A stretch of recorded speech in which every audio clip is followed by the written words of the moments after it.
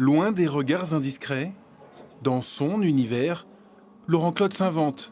Il pense, repense ses instruments pour leur donner une nouvelle utilisation.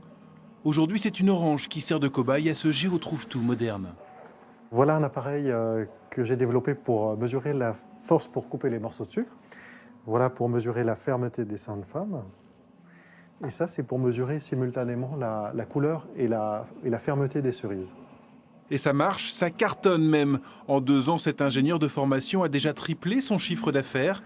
200 000 € aujourd'hui, objectif 1 million d'ici 2018.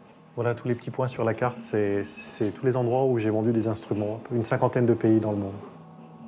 Et le marché d'avenir, le voici, en exclusivité. C'est la myrtille. La myrtille a des vertus dans la médecine traditionnelle chinoise notamment, et elle va connaître une croissance a priori de 500% dans les quelques années qui viennent. Donc je me positionne sur ce marché.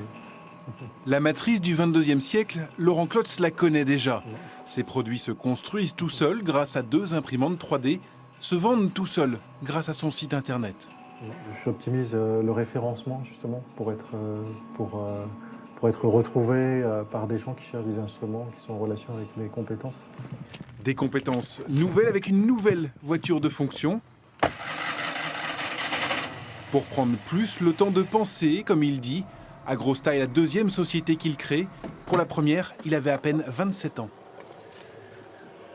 Voilà Apollinaire, la société que j'ai créée en 2000 et que je laisse en gérance depuis le 1er avril. Mais le propriétaire continue de rendre des visites régulières. Du coup, on va voir la Hofer. Oui, on va passer dire bonjour.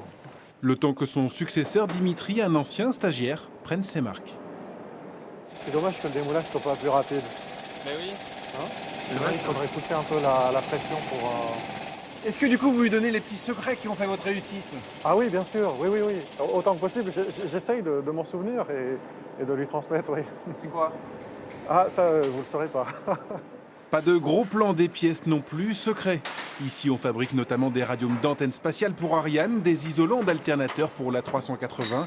6 salariés et des clients de renom, loin, très loin des origines de la société, le textile. En 2002, le dépôt de bilan était tout proche.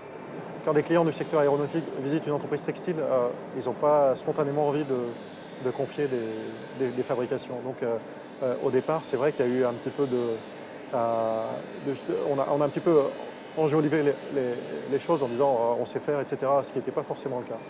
Un bluff payant avec un chiffre d'affaires passé en 15 ans de 100 000 à 1 million d'euros, sans que cela ne lui monte vraiment à la tête. La science et technologie, c'est ma passion. Depuis l'âge de 12 ans, je montais des émetteurs radio et je prends vraiment plaisir à ça.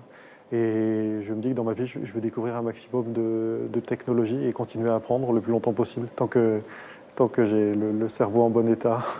Le temps de rentrer chez lui tranquillement dans 15 petites minutes. À la prochaine. Salut, à la prochaine, Dimitri. Laurent Klutz aura eu largement le temps de penser, de réfléchir à 2 ou 3 nouvelles idées. Ce cerveau-là ne s'arrête jamais.